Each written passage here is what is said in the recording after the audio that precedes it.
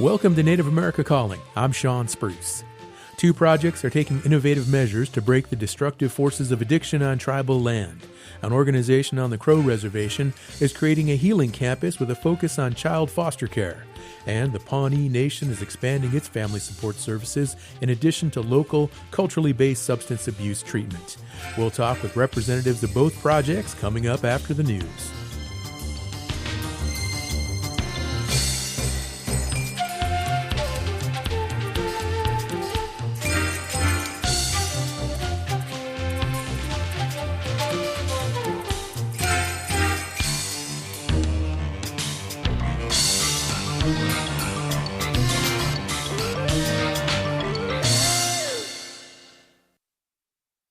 This is National Native News. I'm Antonia Gonzalez. This year marks the 150th anniversary of the Battle of Little Bighorn, which is also called the Battle of the Greasy Grass or Custer's Last Stand. Ahead of events planned in late June near Crow Agency, Montana, are reports that the National Park Service is removing signs sharing the Native perspective on the battle.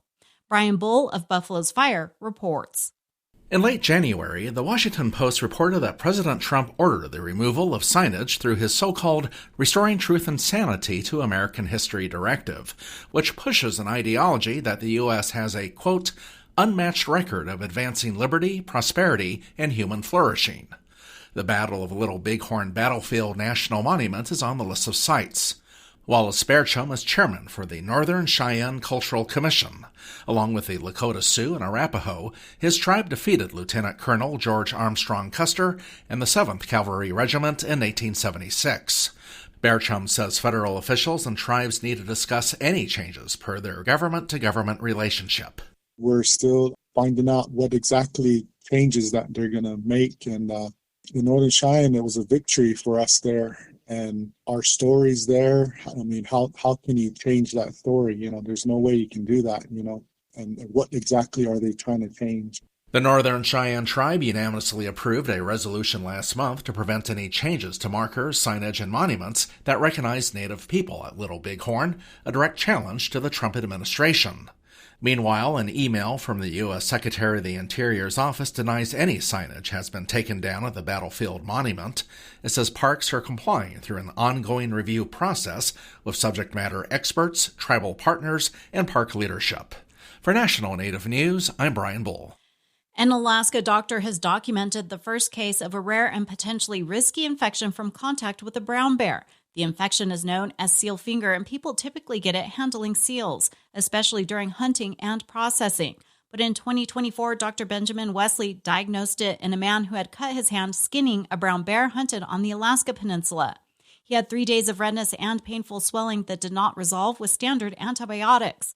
Wesley says early tests did not find anything definitive, so he sent a tissue sample to a lab for more comprehensive analysis. What was particularly shocking about this patient was he had a finger infection after skinning a brown bear that was not responding properly to antibiotics. So I sent special PCR tests, but I did not expect this bacteria. Seal finger is not uncommon in Alaska and circumpolar regions, but Wesley says this is only the second time this potentially more serious strain of the infection has been identified in the state. He diagnosed the first case, too, in a patient whose finger infection had spread to his hip. So when the report came back, I was shocked because the first case was my own patient 10 years prior, and now it was the exact same bacteria for the second time in Alaska, but from a brown bear exposure, not from a seal exposure. The infection is only a risk through direct or indirect animal contact. Other cases outside the state have been tied to a polar bear and a domestic cat. Scientists do not know if those animals caused seal finger because they'd had contact with a seal or through other means. In this case, the patient was treated at first with the wrong type of antibiotics used for bacterial infections. That allowed the infection to worsen and caused dead tissue, a damaged tendon, and a bone infection. He recovered, but still has lingering finger stiffness. I'm Antonia Gonzalez.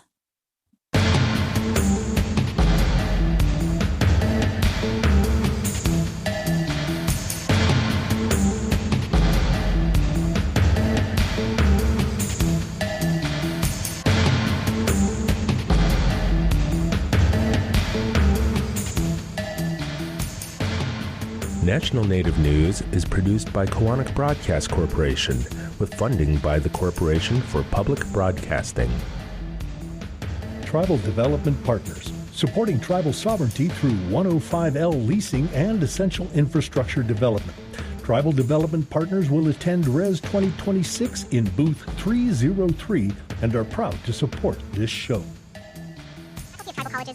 Hear that? Tribal college faculty do so much, one can't say it all here. Nothing but respect. Visit mostthoroughdescription.com. The American Indian College Fund supports this program.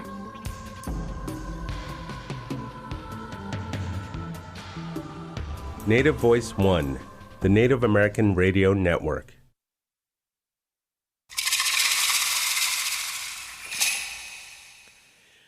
This is Native America Calling. I'm Sean Spruce. A nonprofit on the Crow Reservation in Montana is turning its care to not just the needs of individuals struggling with addiction, but the needs of whole families. Mountain Shadow Association is building a family wellness center primarily to house children whose parents need substance abuse treatment. While construction is underway, the organization is actively providing meals, addiction counseling, and other services for families who are miles away from any treatment facilities. And in rural Oklahoma, the Pawnee Nation of Oklahoma's addiction specialists are also directing their focus to families as the tribe expands services in a 22,000 square foot behavioral health facility. We'll talk with representatives in both communities about breaking the cycle of addiction through a family-based approach. We also want to hear from our listeners today. What are the substance abuse treatment needs where you live? You can let us know. Join us by calling 1-800-996-2848. 1-800-996-2848. And that number is also 1-800-99-NATIVE. Joining us now on Zoom is Mary Black Owl. She is a tribal opioid response prevention specialist for the Pawnee Nation of Oklahoma. She is Cheyenne and Arapaho, Pawnee, and Comanche. Mary, welcome to Native America Calling. It's a pleasure to have you on the show. Thank you. Good afternoon, and thank you for having me. Joining us from Pawnee, Oklahoma is Mike Ortiz. He is the program coordinator for the Pawnee Nation of Oklahoma Substance Abuse Program. Mike, it's great to have you on the show as well. Hello. Well, hello. Appreciate the time, and I'm really looking forward to this. Absolutely. And up north in Bozeman, Montana, we have Megan Doyle on the line. She is the executive director of the Mountain Shadow Association. Good morning, Megan. Welcome to Native America Calling. Good morning. I'm looking forward to today. And joining us from Lodge Grass, Montana, we have Kareya Fritzler. She is a certified behavioral health peer specialist for the Mountain Shadow Association. She is Apsalaga, Aani, and Lakota. Kareya, good morning. Welcome to our show. Good morning. I'm super excited to be here as well. I'm excited to have all of you on the show. Mike, I want to begin with you. Now, the Pawnee Behavioral Health Center, this is in a rural part of the state. How great is the need for addiction services in your area of Oklahoma? The need is immense. Here in Oklahoma, we estimate that we have a 3,000 bed shortage. And of course, the new facility is crucial in working in the right direction. But we still have a lot of work to do. It sounds like it. That's a huge shortage. There are 3,000 beds as you describe it. Mike, the facility now, it's almost a year old. How much of a difference has this type of rural health care made so far? I think it's really promoted the idea to acknowledge that there may be some mental health concerns along with this. Because what I find in my capacity are a lot more people that are opening up about that potential and are beginning to, are more willing to address that. Mm-hmm. Now, there's a focus here on family connections when we're talking about addiction. Mike, Tell us more about these efforts and what drives that decision to focus on family in the way you do. Okay, I chose to stay away from the clinical side. Don't get me wrong, because that need is there. But for me, my passion is to work on giving our youth a chance. So that just means that we have to identify what are more their needs, just to give them that opportunity. So that means working more directly with them, giving them more of a voice, more involvement in the activities that they would like to be involved in, and just basic needs. Are those being met, and what can we do to help reduce the stress load? Give them a chance to focus on developing their own prominent intelligences. Sure. Hopefully that made sense. Yeah, it does, Mike. And what do some of these young people and these families, what do they tell you in terms of the needs that they face and just how well some of these services meet the challenges that they're facing? A lot of the kids, for the most part, is just recognition for them being human beings. A lot of times it's, a child is taught to be seen and not heard. But when you get around them, and just to give an example, like after COVID, when we first began to get back within the school population, we had a small event outside, for the schools, and of course ours was the substance abuse concerns. And what we had were 8 young that came up and were discussing or needed to talk about some abusive situations that they were involved in their living capacities. But it took that form of isolation to bring it out. Mm-hmm. And so just trying to find the right resources, the help that they could use. But just those kind of things. But that was a very eye-opening occurrence for the time. It sounds like it was, Mike. Yeah, and I imagine just getting some of these folks to open up and just the trust factor, I imagine, is very significant as well here. Mary Black Owl, you're also heavily involved here with the Pawnee Nation of Oklahoma Substance Abuse Program, and we heard Mike address getting families who are struggling with addiction more involved in some of these processes. And also there's a stigma here that we need to talk about as well. How do you make all of these services work together and really make an impact for this community? Like I was explaining to you, I work with the TOR grant, or the Tribal Opioid Response Grant, and it offers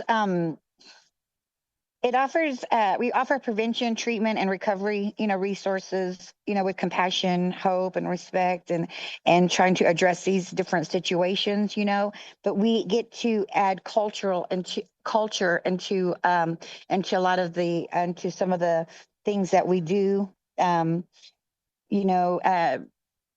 introducing people back into their culture, or getting them acquainted back into their culture has been really significant and positive towards their recovery. And so it's not just as an individual, but to work with families, families getting back together. When one heals, the family heals. So, just being able to work together with individuals, and then also, families, and then the community. Just providing education, awareness, prevention, and, through cultural mm-hmm. classes, through cultural events like dances and so forth. Yeah, tell me a little bit more about these events. You described dances, and what are some other cultural practices that seem to really resonate and be impactful? hmm we provide and we have cultural classes like moccasin making classes, fan making classes, shawl making classes, hand drum beading classes, corn husk doll making classes, ribbon skirt making classes, and we kind of started off working with our youth, and just being there, giving our youth a positive, environment for those hours that we get to come together, and then working with adults as well, and then kind of working with adults and children as a mentor program. So we're learning knowledge we're learning cultural knowledge, and we're able to learn that and pass it down, and that kind of helps a lot of people through their recovery, getting back into their culture. We're talking right now. Not only just through the cultural classes, but through sweats, Native American sweats. We do a talking circle, that allows people to open up and discuss things, for that time being that we're in that circle together. We do smudging, of cedar and sage, and so, yeah, just tying in culture to our education has been really positive. Thanks, Mary. Yeah, that sounds like a really comprehensive approach there, and just many different facets of culture being incorporated into this program, making a difference for families there within the Pawnee Nation of Oklahoma. We're going to take a short break. We'll come back. We'll continue our conversation with Mary Black Owl and also Mike Ortiz and our other guests as well. And as always, the phone lines are open for listeners who would like to join us right now. Maybe you have some familiarity with substance abuse treatments, culturally based, Native American specific programs that seem to be working in your community, or maybe a community that you are connected with. We'd sure like to hear your thoughts today, have you add to our discussion. Just pick up that phone and call us. The number is 1-800-996-2848. Also, 1-800-99-NATIVE. That'll connect you as well. We have a studio in Albuquerque, New Mexico, where our producers are standing by and they're waiting for you to call. So pick up the phone. Join us, 1-800-99-NATIVE.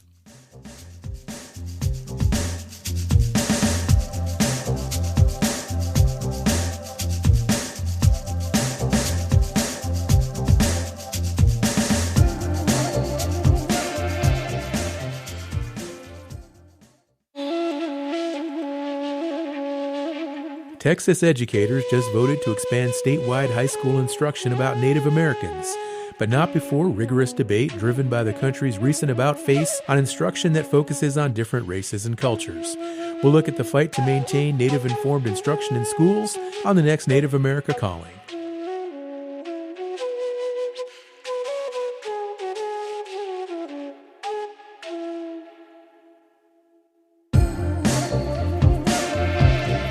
Support from Davis Keelan Law Firm, a New Mexico firm standing with Native families suffering catastrophic loss. When tragedy strikes Indian country, we fight to restore stability, dignity, and justice. Bringing a voice to Native families and communities for 20 years. More information, daviskeelan.com.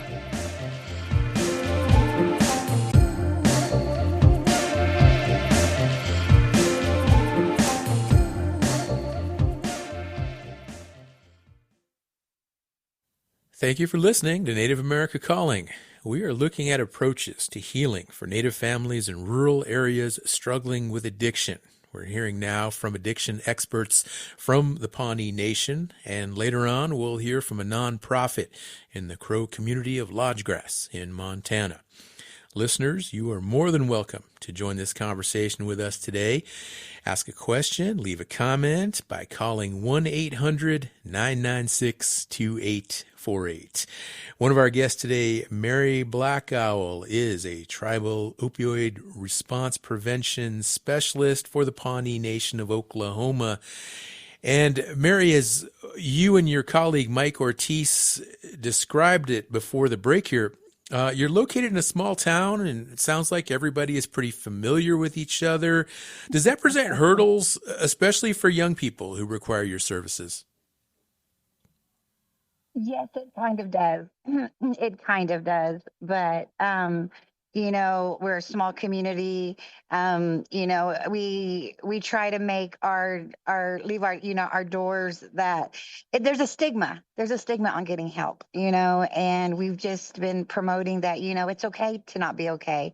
You don't have to go through whatever you're going through alone, and you're not the only one that has ever faced these type of problems, and so, I've been able to, since I've been with the substance abuse program, I've been able to be able to see and witness, we have a core group of about 12 to 14 people that come to our support groups.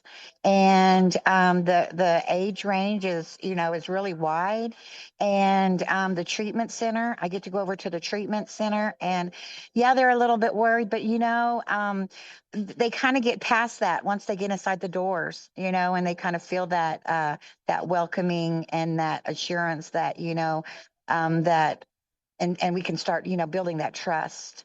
And so, there is a little stigma that goes along with that, but, we've always got people coming through the door. So, that's a positive. That's a positive.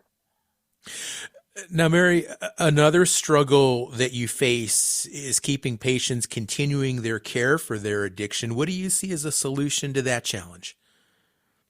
And that's kind of what we're kind of, really working on, like Mike was speaking about, being separate from the treatment center, being able to provide that continuum of care, helping maybe provide continued service to another treatment center or in sobriety or to a sober living environment.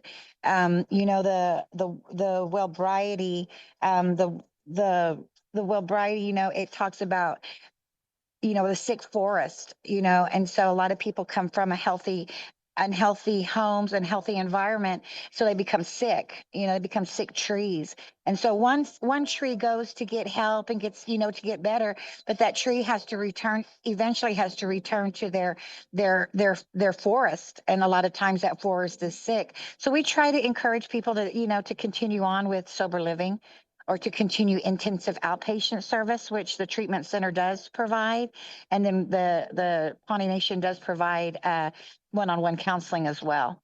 And we do have 3 support groups as well throughout the week. Wonderful. Thank you, Mary. 1-800-996-2848. Give us a call. You can join this conversation, share your insights, share your perspective, share your thoughts with regard to substance abuse treatment. What works? What have you seen be effective in your community? Let us know. 1-800-99-NATIVE. Let's go up now to Bozeman, Montana, where we have Megan Doyle with the Mountain Shadow Association. And Megan, you folks, have established a family treatment center. It's called Kala's Village. Tell us more about what it's taken to get this established and who are the primary stakeholders.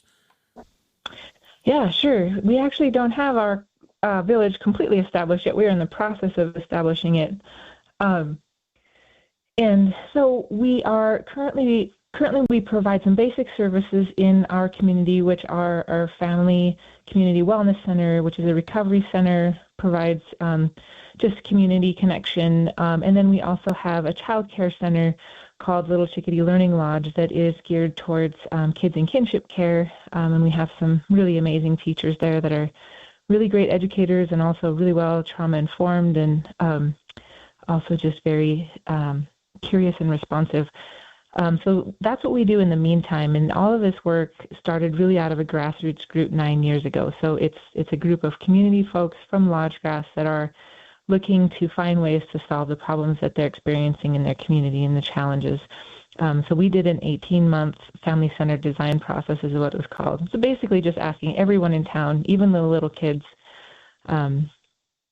about what they're experiencing and about what they want to experience, and then building what we do around that. And so Kala's Village is really a plan for a healthy ecosystem for families. And how we have been designing it is in relationship to what we do at the Recovery Center.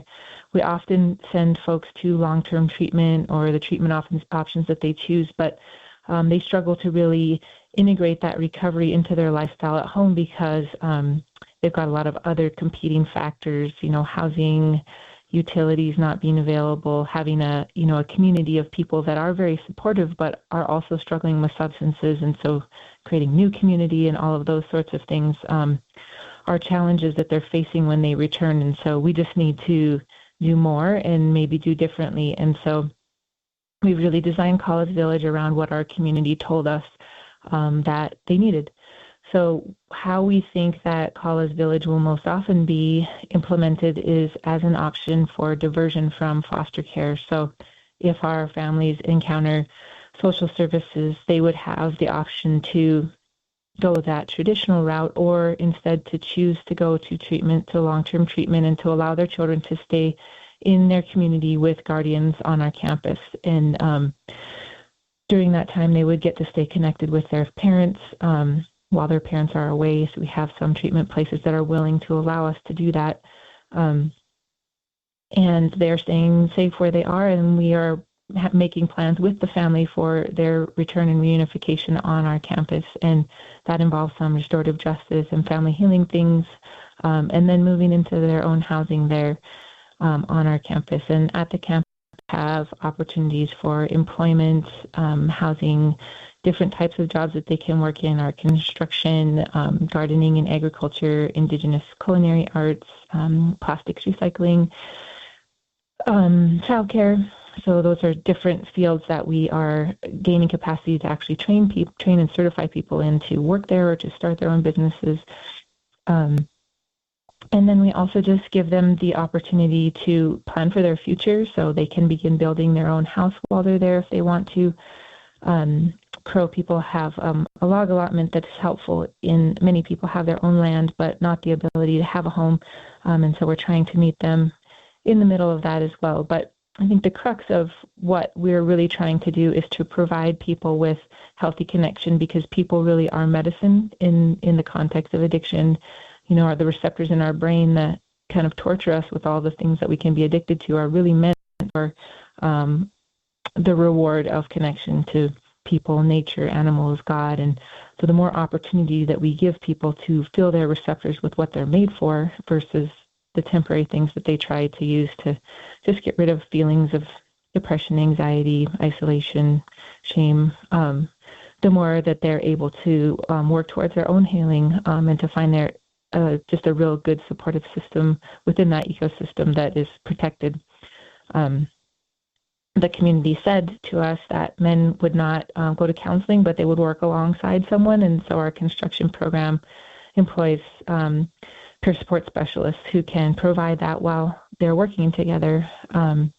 They also just shared with us, that the pain of separation actually from their children propelled them further into addiction, instead of recognizing that there were many family members that were a part of this situation when family separation happens. And so meeting the needs of all of those people is important, not just removing the kid and hoping that they have a better experience somewhere else.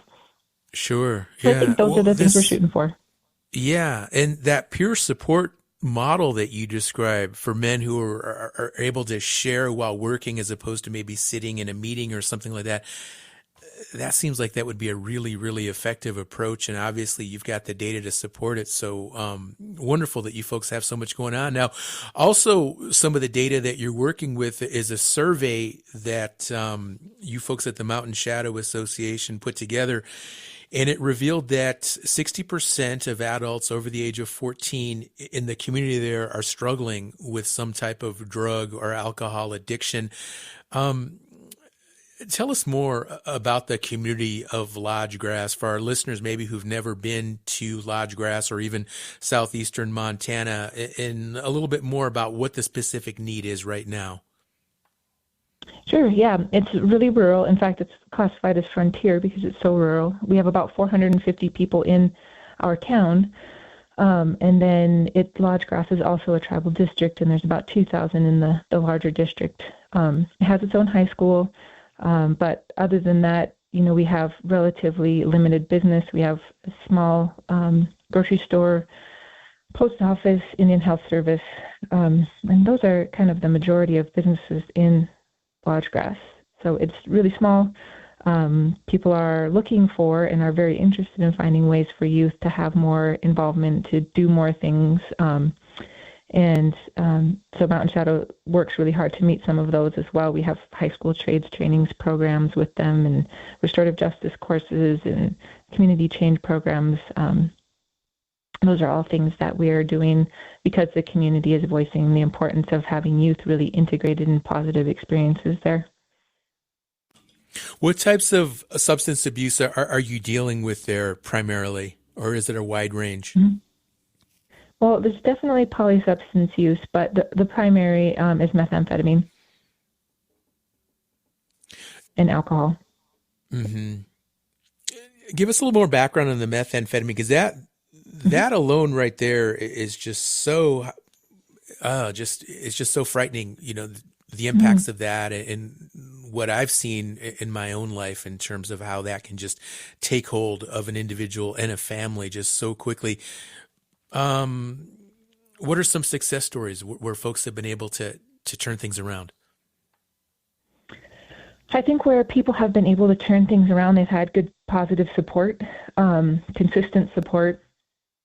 And, you know, I think when we support people at the drop-in center, we recognize that it's their decision, and it's really looking at their recovery capital. You know, recovery capital it's more than just being sober. It's, do I have a community of people that will support me in my decisions? Do I have housing that, you know, is going to allow me to begin to build up myself so that I can have employment and so that I can have a resume? All of those types of things go into, you know, a person's perceived ability to move forward. And Correa is probably best to speak at, you know, as far as how we get to watch people change, because it is a multi-generational problem in our community. In many, I would say every family is impacted by it in some way or another. And it definitely can take down a large amount of people in a short amount of time when it comes into town and has an impact. But I think being community for folks and having folks know that there are people that are rooting for them and cheering for them is sort of the big first step. Okay. Thank you, Megan. Yeah, I definitely want to hear from Correa, but before we do that, we've got a caller on the line. This is Barbara, who is listening in Wisconsin on WOJB Radio. Hello, Barbara. You're on the air. Oh, good afternoon. Hello, Barbara. Bonjour. Hi. Good to have you on the show. Yeah, it's great to be here. I was just listening to my supervisor was listening to the radio, and she said that there was somebody on talking in regards to the TOR program. I am the TOR program director here at Le Coudray in Hayward, Wisconsin. And what are you seeing, Barbara? How's it working out for you? Program. I'm fairly new in the program. I started, I believe, in 2022, September of 2022. So I've been here almost 4 years. It's a something that's learning. I'm learning as I go along. I think I'm doing an okay job, a pretty good job at what I'm doing.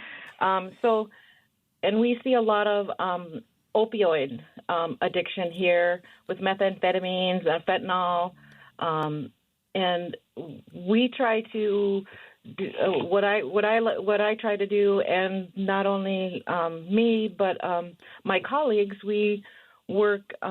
We try to all work together with all the other grants that we have in our Bajiki Wellness Center. We put on a lot of traditional Native American activities.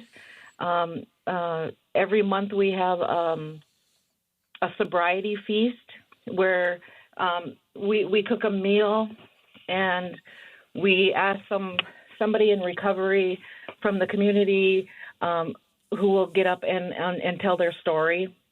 Every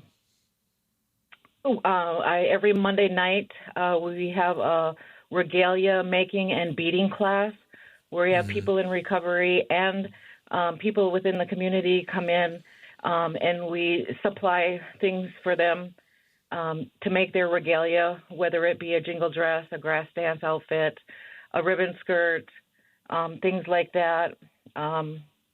We just a couple weeks ago, we had what we call a baboon extravaganza, where the whole community gets together out on our Chippewa flowage, and we put on this big spearfishing event where the kids from all ages go out there and they go spearing. We have a meal.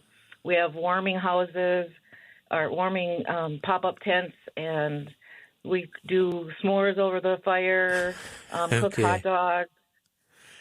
Barbara, this sounds, I'm liking what I'm hearing here. This sounds really, really powerful. Community-based, cultural. Really appreciate you calling in today and sharing your insights, your expertise. That was Barbara up in Wisconsin listening on WOJB. And she obviously has experience dealing with substance abuse treatment. And I'm sure other listeners right now feel the same way. Also have experience, have seen models that are promising maybe different types of cultural approaches like we're hearing about from our guests and our caller. So you can join the conversation as well. Just join us at 1-800-996-2848. That's the number, or just 1-800-99-NATIVE.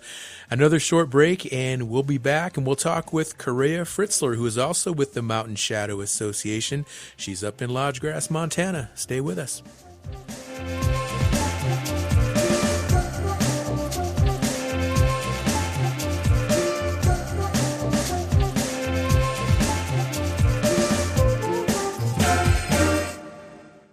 Support by the Gathering of Nations Powwow. The last dance is this April 24th and 25th at Expo, New Mexico. See the outgoing of current Miss Indian World, Dania Wawasuk, Saturday, April 25th. Tickets at gatheringofnations.com and at the gates. Kaufman & Associates has over 35 years of experience serving Indian country, supporting growth, transformation, and sustainability of tribal programs. More at kaufmaninc.com, KAUFFMANINC.com.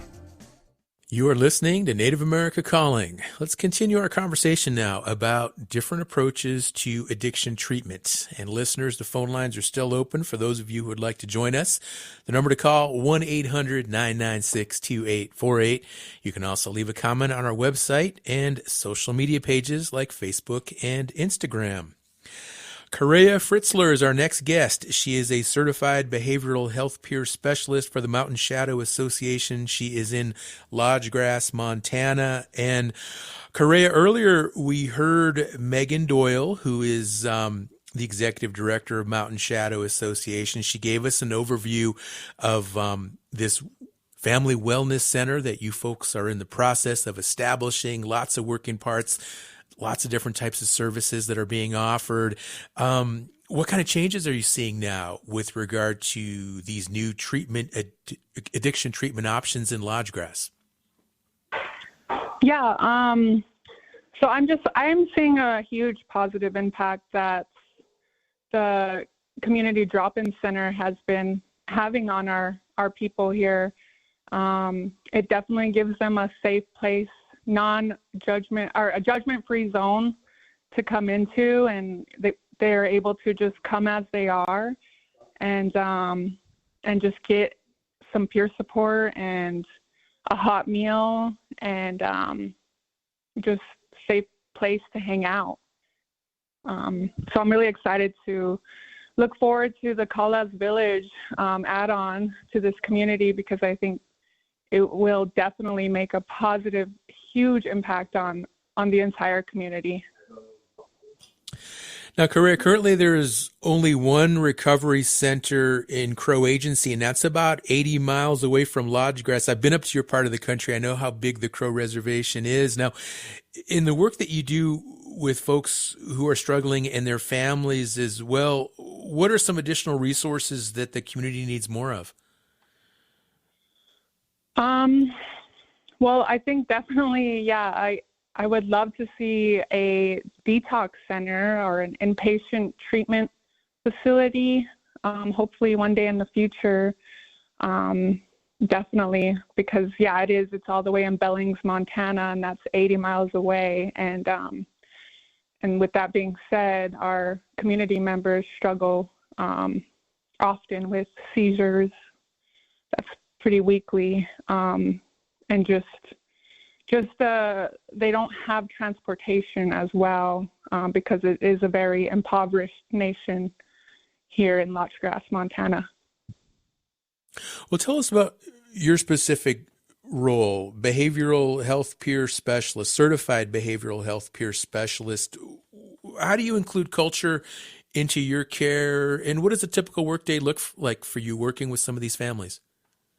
Yeah, so culturally, like, I am super excited because I know how to bead, and the peer support is helping us get some beadwork supplies down here, and we're going to start doing some beading support groups, and I know the people are really excited about that. And then also with Kala's Village, there will be a sweat lodge included in that as well. And so yeah, that's culturally kind of what we're doing. And then as well, on Fridays, we have the Wellbriety group, and then they also do smudging with sage and cedar, and so yeah. And then for normal day for me is definitely I get to cook them a lunch for the day. We just offer lunch, and a lot of people really appreciate that. So we get about 30 people come in for lunch every day, and then we also offer Bible studies, and then we do AAs, NAs, and then I have offered them Power for Abundant Recovery, which is a Christ-centered recovery group. And then they also do HiSET, GED classes. And then we also offer the parenting classes, one-on-one parenting with Motherhood is Sacred, Fatherhood is Sacred. And then we help them with SMART goal settings, and then wellness recovery action plans. And then we are also going to be starting some grief support groups and also some trauma support groups as well. So, Correa, that's just amazing. I mean, that's a lot of services, a lot of outreach, classes. I mean, this sounds like what you have going on here really is a community hub. What's the response so far from the community, just having so many services available and more to come? Yeah, they absolutely they love it so much. They're happy that they have a safe place to hang out at, and to just eat a hot meal at as well. And we also offer them chances to volunteer here, such as like sweeping, mopping, helping cook lunches, and organizing our closets, because we get donations for them, like clothes, and then also like hygiene stuff, like toothpaste and shampoo, conditioner, and sanitary cleaning stuff for their homes. So they're able to volunteer here and get access to those as well. So they love it. They're really thankful that we're here. That's good. That's wonderful to hear. Correa, now you've also been in recovery from addiction. Are you able to use that perspective in the care you give to others? Oh, absolutely. Yeah. They actually remember me in my addiction, and so I think just seeing me here is a huge encouragement to most of the people that I did use with down here, and so they can see that huge difference, and then also get inspired by it is possible to change and to live in this recovery lifestyle. All right. Thank you, Correa. Megan, I want to go back to you, because what I'm hearing today, it just sounds so wonderful. It sounds like a lot of this is really making a huge impact, but I'm also concerned about how sustainable this is. You folks, as we've talked about, you're in a rural area, and a lot of this so far has been funded primarily through grants and donations. How are you able, or in the future, how will you be able to continue this level of care and just build out this whole wellness center like you envision it? Yeah, sustainability is a great question and a challenging one for us for sure. Right now, our drop-in center our family community center is sustained by a contract with the state of Montana for 7 years, and that's been a huge blessing for us to really be anchored well in the community through that. The goal is, I think, for the whole state of Montana to move towards a situation where peer support specialists would be able to bill Medicaid for the services that they're providing to clients, because we have got really good data showing that peer support are incredibly effective at the support that they provide, and sometimes even more effective than a clinical person can be. So we really value the skills that they bring to our drop-in center and to the work across the state. So there's a lot of work in the background with Medicaid in that. And then with our supporting kids in kinship care, we utilize the Best Beginnings Scholarship Program a lot, which is also a state program, but we have run into a lot of obstacles there because many of our kids are not being parented currently by their biological parents, so grandparents, aunties, and uncles and things, and only the parents can sign those forms or sign them up, and they must also be paying child support and things like that. And then the BIA can also help, social services can help to get some kids into this real good high quality childcare, but they have very limited numbers of those scholarships that they can provide as well. So we're still working pretty hard on that, and we do need grant funding to sustain us right now while we're punching through some of those spaces where we need to clarify the access pipelines. And then College Village itself, a lot of the sustainability models are based on a number of and a broad range of nonprofit business type services where we all participate in the village in the work that we do, and then the profits are utilized to continue to support that system. All right. Megan, you talked about Medicaid reimbursements in the future. Mm-hmm. Do you have any concerns right now with regard to federal commitments and possibly those being changed or going away at some point? I would like to say that I have thoughts about that, but it seems like it changes so fast. It's hard to have a concrete thought. Other than that, these services are clearly important. There's, when you look with your eyes and you see what's happening, you can see why they're important and why they need to be part of Medicaid services. Even recovery doula services, we've finally moved in Montana towards Medicaid billing for doula services, and we started, myself and another woman, Pam Ponich, started a training program, certification program for peer supporters to become doulas so that they could be birth attendants for women in our community. And those women who don't normally receive those types of doula services don't, because they don't have private insurance. They need Medicaid in order to have access to those, and those are vital services because many women will reach recovery while they're expecting, but they often relapse very quickly afterwards. And so having a human being with experience in that space right after their baby's born, or the whole time while they're pregnant and then right after it's born, is a really strategic place to have a knowledgeable person and a supportive person placed. Thanks, Megan. I want to circle back to Mary Black Owl now, who is a prevention specialist for the Pawnee Nation of Oklahoma. And Mary, what about you folks with regard to funding going forward? How have you been able to support all of the great work that you've done so far, and then going forward, what's your model for sustainability? Okay, this is my actual. We work with the. We're on a 5-year tour grant, and this is my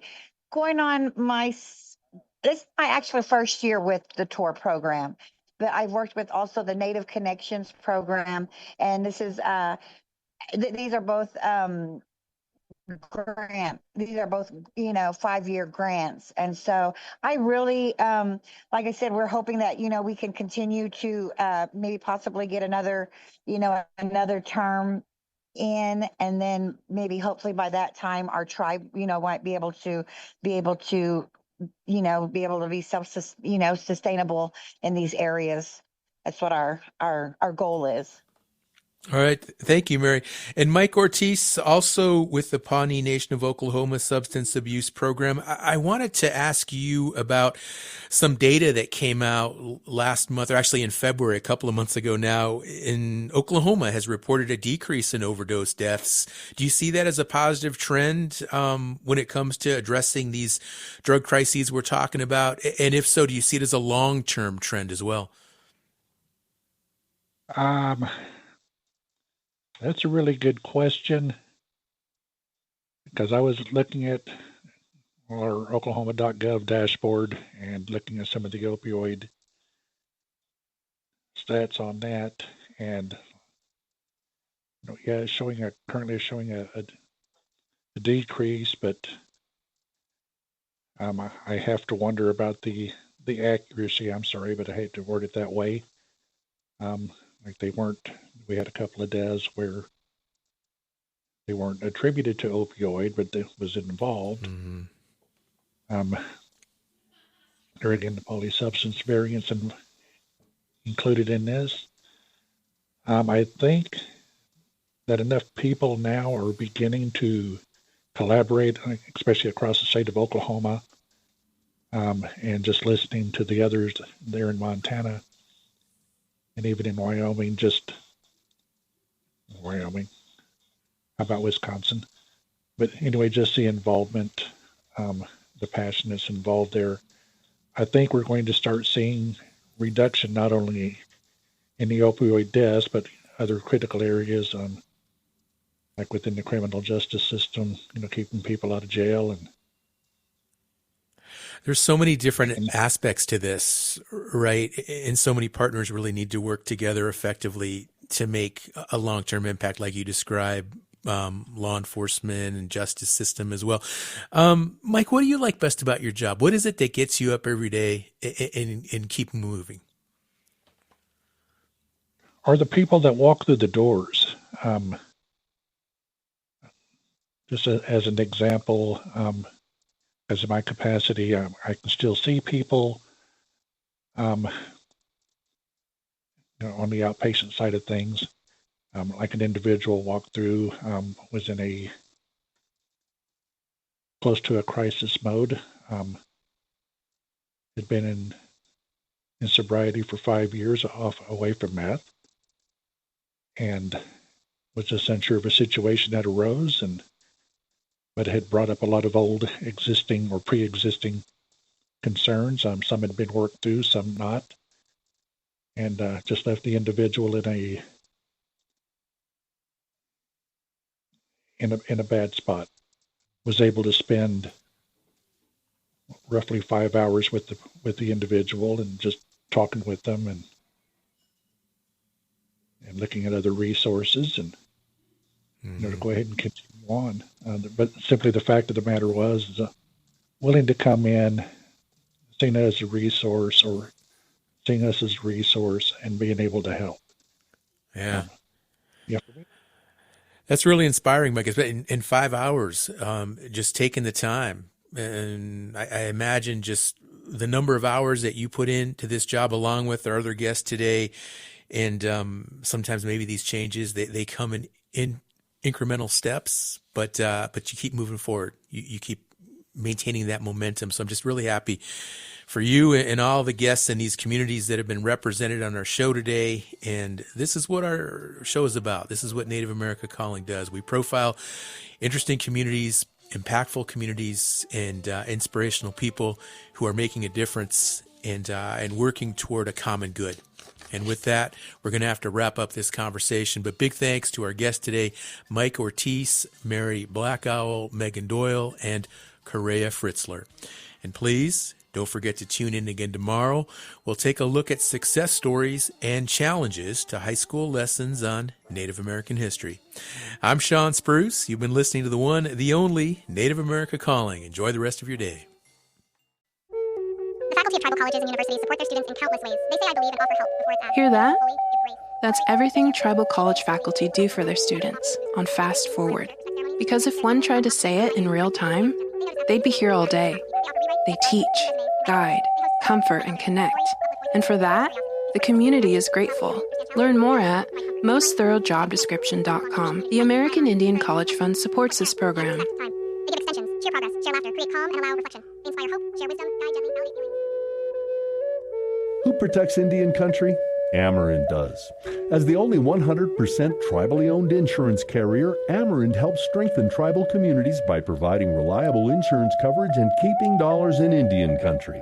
From property and liability to commercial auto and tribal workers' compensation, Amerind is here to protect what matters. Celebrating 40 years of serving Indian country. Learn more at Amerind.com. That's AMERIND.com.